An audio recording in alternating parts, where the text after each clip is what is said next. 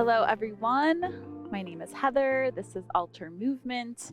We're here in Seattle. It is sunny. I'm squinting. There's planes. We're doing all the things. There's spring flowers. It's all happening. So if you are returning, welcome back. I'm excited to have you here. And if you're new to us, welcome, welcome. We're doing this on the road wherever we are. And again, today we happen to be in Seattle. You can probably see it in the background. And I'm excited to have you here. So again, if you're new to us, this might be unfamiliar to you, but I wanted to just talk about a little bit of our philosophy here at Alter. So we believe that life is movement and you are movement, and you're going to find a variety of classes and experiences to bring more movement into your life in a variety of ways. So we think of the physical body and how we move the physical body and embody the season that we're in, which is going to be a part of our class today. We think of breath movement, known as breath work, and movements of the mind, which can be called, some people might call this meditation. So you've landed on our first class in a series on physical body movements to embody the season of spring. So what you'll find in this series are movements of the heart. So you think of heart opening, movements to strengthen and mobilize your shoulders and upper back. We'll talk about breath work and connecting in with the movement of our lungs. So I think of specifically doing movement seasonally. So we think of coming out of the winter sort of stagnation, the winter blues, or we might be all like curled up like this. And how do we start to reawaken to some larger movements in our bodies? And this is going to be our theme for this short series. If you haven't already taken our previous series on breathwork, I highly recommend you take that series first, because this lays the foundation for everything else we do. You'll notice that in this class, we're using a couple of the techniques that were a part of that series. So again, if you haven't taken that, or if you get into this and this feels really awkward or unfamiliar, I would encourage you to pause this video to go to the description of this class, and you'll find links for all of those classes. So just take a note of that. And if you're ready to get going, excited to get going, I am super excited. The sun is out. This is like, oh, it's so good. It's so good. So if you're excited, ready to get going, what you'll need is a resistance band. You'll need a spot for a comfortable seated position. We'll also be laying down at some point, so make sure you have some space for that. So I think we are ready to go. I'm going to change my seated shape. I've been in that position for a little bit of time, so I'll encourage you to have that first sort of check-in with your body. You can use a wall space if you need it. You can be seated in a chair, on your couch. Just make sure you're as comfortable as possible in your seated shape, so that's not a distraction for the beginning part here, which is our breath movement, our breath work. So we're going to use two techniques, our decongest the nose and some short breath holds. The decongest the nose helps to, again, think of like alleviating any stagnation or congestion here in our nasal passageways. And then the short breath holds are to bring in the sense of activation before we get into some of our favorite motions to open up the shoulders and the heart space today. So let's take about 30 seconds, shifting into the space of a short breath and body practice.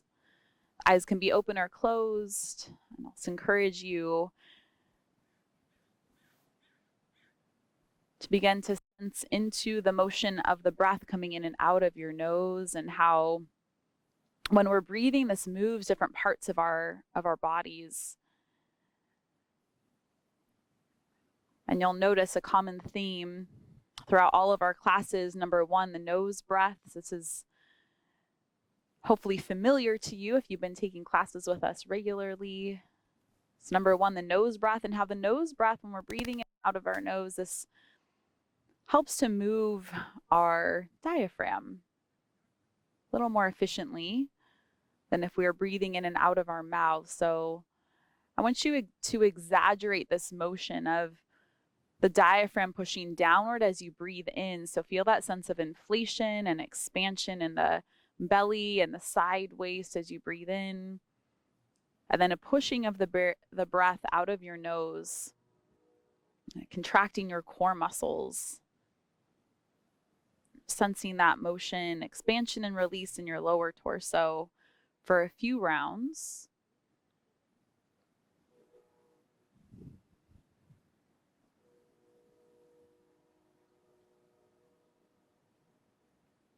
Sometimes it's helpful to place a hand on the chest or the collarbones to see if the motion is happening here or low in your torso. So if you're not sure if that's like what's happening, I would encourage you to bring one hand to your chest and one hand to your low belly and notice where that sense of motion is happening as you breathe in and out of your nose. And over time and with practice, we learn how to keep the motion, especially when we're at rest, out of the chest and the collarbone. So out of this lifting and lowering and more into this expansion into the side waist and the slight drawing in of the core muscles as we exhale.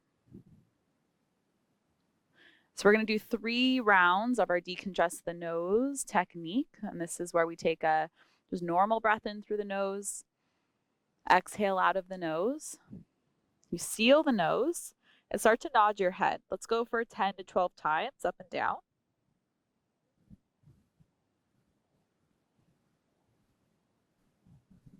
When you need to, we unseal the nose and take 3 natural breaths. And this overarching theme over and over again, this curiosity, what we notice shifting as we practice these techniques. Let's do another round. Breath in, breath out, seal the nose, nod the head.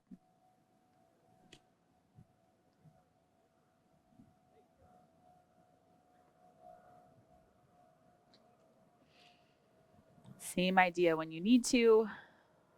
Unseal the nose, 3 normal breaths.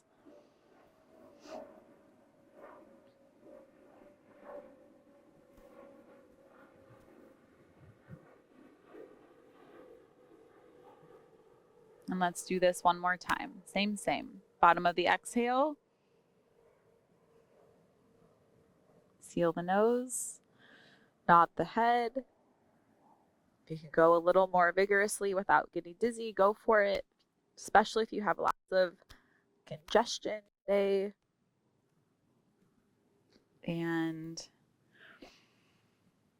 natural breaths. If that didn't do much for you yet, you might have to do more rounds. So I'd encourage you to pause this video, do another 3 to 6 rounds of that technique, and then meet us back for what we're doing next.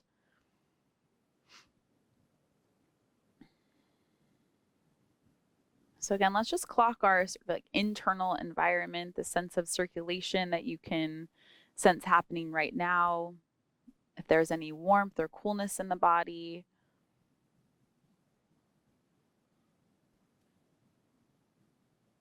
Notice how you're feeling now, and then we'll check in after we do what we're doing next. So feel free to change your body shape if you need to. And it's very similar to what we just did, except we're gonna let go of the nodding of the head, and we're gonna try to hold our breath out maybe a little bit longer than that. So we're going into this experience where it's a little uncomfortable, this longer breath hold. We are going to notice some shifts happening inside of us as we hold the breath out. We don't want to go into a space of panic or anxiety. So we're testing the waters of how long can we hold our breath out. We don't want to feel like we have to gasp in a whole bunch of air when we need to take that breath in. So let's play with this for 6 rounds. Same, simple, normal breath in through the nose, out through the nose, seal the nose, hold the breath out.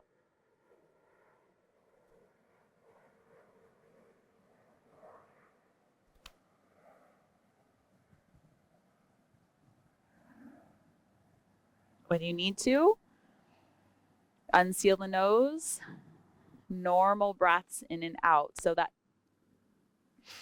reminder that when we're unsealing the nose and needing to take the breath in, you don't want to feel like you have to breathe in a ton of volume of air. So that means that we might be taking this, kind of forcing our capacity too far too soon. So we're learning how to build our tolerance for CO2 with this over time. Let's say giving it the next 3 to 6 months to get more and more comfortable in that will discomfort of holding the breath out. So I'm going to try for another 5 rounds. I'm going to leave it up to you to go at your own pace, your own rhythm, which is going to be different than mine. I'll give some helpful cues in this next block of time. Again, normal breath in, normal breath out. You seal the nose, hold the breath out. A technique that we can add onto this that can be helpful is just a little bit of swaying of the body side to side. You think of when babies, or if you've had a baby and there's some agitation of the little one, and you start to sway or rock the child. So it's kind of the similar thing when we're going into a little bit of discomfort. If we have the swaying motion happening, it can tend to alleviate some of that discomfort that we might be experiencing, and we might be able to stay in the breath hold a little bit longer. Again, that reminder that we're trying to take 3 resetting breaths in between the breath holds and not gasping for air when we unseal our nose.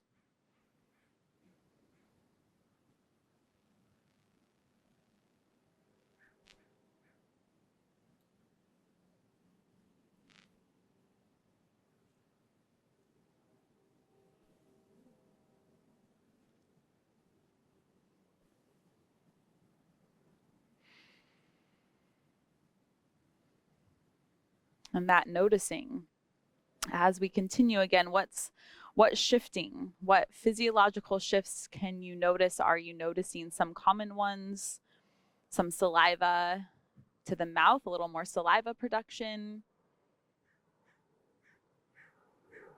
Again, body temperature shifts. Those are the 2 most common ones. Notice for yourself what is true and real.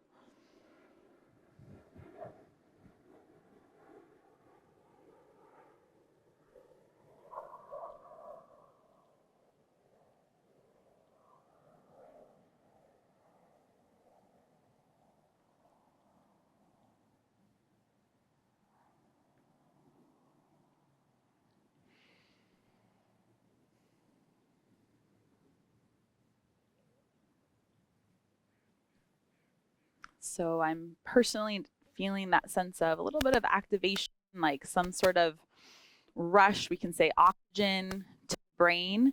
So I'm going to do one more round. And if you are enjoying this or you feel like you haven't had enough time here, you can always pause the video and do a few more rounds and back with what we're doing next. So I'm going to do one more round. You can follow along with me, or again, keep going at your own pace.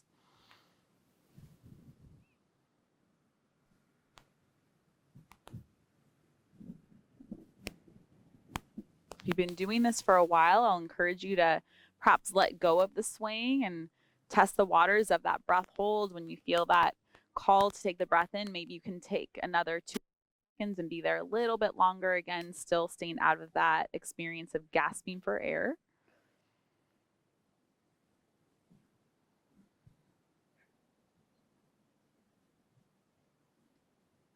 And as we re-regulate the breath, I'm going to have you start to tune into your shoulders and your shoulder blades. And to start off with, we're going to move the shoulder blades up towards your ears and then slowly push the shoulder blades down away from the ears. So I want you to move through that full range of motion. Shoulder blades go all the way up. You might feel some tension coming up into the sides of the neck. And then see if you can alleviate all of that tension by relaxing the shoulder blades away from the ears and even pushing the shoulder blades toward your bum. And doing that another time. So let's notice how the shoulder blades can lift way up toward the ears. And then how the shoulder blades can go way down the opposite direction. Now we're going to change this up. The next 2 movements, the shoulder blades are going to come forward, away from the spine. And then notice how the shoulder blades can push back toward the spine. Feel that squeeze in the middle back especially. The shoulder blades move away from the spine. So we feel this rounding, the hollowing out of this heart space, and then thinking of pulling the sternum, the center of the chest, forward slightly as you squeeze your shoulder blades on your back. So do that one more time. Shoulder blades all the way forward. We can even reach the arms forward and feel that sort of puff up to that middle upper part of our back. And then the shoulder blades come toward the spine. You can bend the elbows to the sides and squeeze the shoulder blades, bottom tips of the shoulder blades toward one another. So we're going to come onto hands and knees, and we're going to move through those 4 motions of the shoulder blades now from our tabletop position. So hands and knees, you can set up your hands and wrists, just so you feel as strong as possible. And let's start with generally the easiest ranges here. So the shoulder blades are going up towards your ears, keeping the arms straight. Pull the shoulder blades towards your bum. Do that one more time. Shoulder blades toward the ears and down the back. And then we're going to try the next two without elbows. So try to keep the arms straight and notice that you can let your sternum sort of melt or relax down toward the floor so the shoulder blades come toward one another. And then we can lift the sternum away from the ground by pushing the shoulder blades away from the spine. So try that out a couple times. Keep your gaze spot same position so that the rest of the spine's not cat-cowing as much as possible. It's just the shoulder blades moving on the back. And then we're going to try to put those 4 motions together. Shoulder blades up toward the ears, toward one another, down the back, and away from one another. Let's try that a few times. Shoulder blades up toward the ears, toward one another, down the back, away from one another. And then see if you can get a little bit of a sweet rhythm going, a little flowing rhythm, more of this circular motion happening. Try to keep your bum and your lower back out of this. So again, if you're familiar with that cat-cow motion of the rest of the spine, we're trying not to let this happen so much. Try to go the opposite direction a couple rounds. And then just for fun, I'm going to give you permission, you give yourself permission to start to bend your elbows a little bit, and notice that you might experience a possibility of more range of motion if we get the elbows to bend and straighten as we're going through these motions. Okay, good. Let's curl the toes under and sit back toward our heels for a moment and give the hands a little bit of a shake out. If this is an uncomfortable position or immediately you get a foot cramp, something like this, you can come up and do this healing. You can come onto the tops of the feet and sit down. So just some options for the feet. Open and close your hands a number of times. And then we're going to take our resistance band. So this is one of my favorite sort of like anytime, all the time movements for the shoulders. This can also be great to do before any like larger, bigger movements, thinking of like push-ups, or if you're doing any hanging work or pulling work. This is a great tool to have at your desk. Again, this is something that you could do just as a way to alleviate some of the tension that can be built up around our shoulders and our chest and our upper back. So it's pretty simple. We're going to take the resistance band and we're going to bring our arms a little wider than shoulder width apart to start off with. The arms are going to stay straight. So remember those motions that we were just doing. As the arms lift, we're going to lift our shoulder blades up toward the ears. As the arms go back behind you, I'm going to invite you to draw the shoulder blades down the back and toward one another as the band continues to lower down midway the back here, midway down the back. As the arms start to lift up, the shoulder blades go with you. As the arms come forward and down, the shoulder blades go along for the ride. So try this a few more times. All the way up. This might be your end range of motion. This could be it. You're holding here and you come back down, right? Just depends on, everybody's a little bit different. What's possible here to keep your arms straight, to keep those shoulder blades moving on your back, to not have to bend your elbows and not be hurting yourself. This should be sort of like feel good, little intense because we're adding some resistance to this motion with the resistance band, right? Adding some load to the tissues, going through this full range of motion, all the way up, all the way back behind you if possible, maybe even toward your bum behind you if you can keep those arms straight, and all the way back around. And just like we were doing on hands and knees, we're going to try to take the cat-cow motion out of the spine. Tendency here is to take this back bend, and that's going to give you kind of like a false sense that you have lots of motion in your shoulders. Shoulders are still moving, but we're bringing more of that motion into our spine. So if we can keep our spine a little more neutral, continue with those arm movements. And then the last thing I'm going to invite us to do with the resistance band today is we'll take the arms up and over the head, and we'll just do a little bit of side bending. So think of moving from your rib cage or your side waist We're going to keep some resistance on the band. Back to center and over to the other side. Keep tugging on that band as we go side to side. Let's do this just one more time on each side. If you have a little more time today, you could pause this video and do a little bit more of this. Okay, so let's bring the body back to center.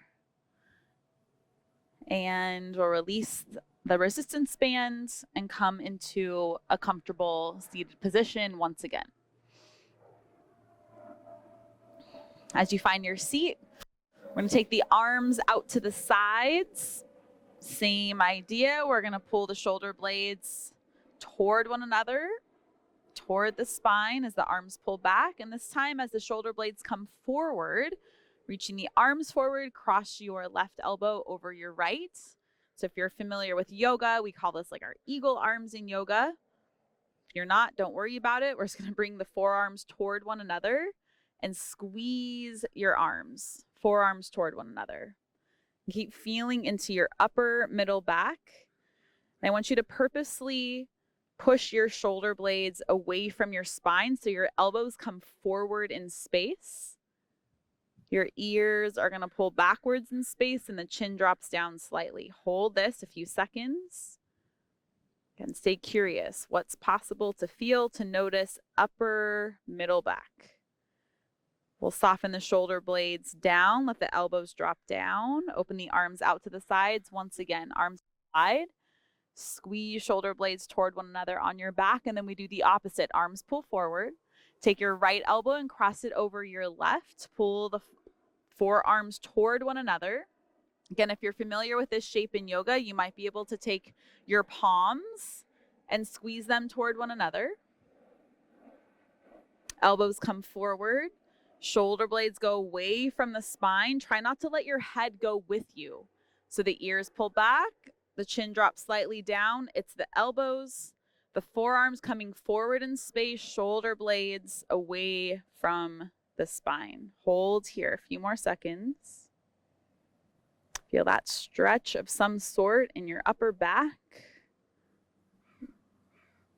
And then good, we let that release. Elbows drop down, shoulder blades soften. One more time, those arms go wide, squeeze into the middle back, and then we'll take a big circle of those arms all the way up, all the way forward. And we relax those arms down and give a little shake, a little bounce of the shoulders up and down, up and down, up and down. Hands, elbows, a little shimmy, little undulation, and then we pause. So let's take about 30 seconds. We pause, we notice, we stay curious. What's possible to feel from the inside out? Upper back, top of the shoulders, different parts of your chest, around your collarbones. What's shifting? What's different from when you began to now?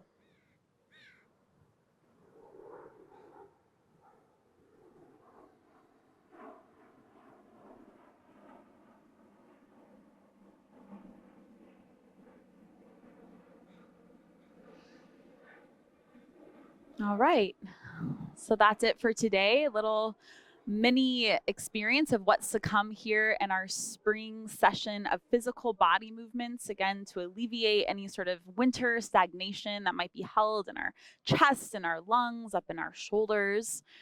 So if you enjoy this, if you want more of spring season movement, we encourage you to subscribe to our channel. You'll receive all the weekly updates when new classes are available. The next session is all about upper body strength and mobility. So we'll share with you some of our favorite strength building movements for our upper back and chest, as well as our favorite ways to kind of mobilize our thoracic spine. If you would like more information about breath work and meditation are inspired by this, we have a podcast. So our podcast is called Alter the Podcast. And you can find a link to all of our episodes in the description of this class. We also have longer form classes, so 60-minute classes, 75-minute classes, 90-minute classes, all based on seasonal movement of our physical bodies, breath and meditation, like I mentioned at the beginning of this class. And you can find the link to our virtual studio also in the description of this class. We so appreciate you joining us. We look forward to seeing you next time, and I'm wishing you a wonderful spring season. Thank you so much.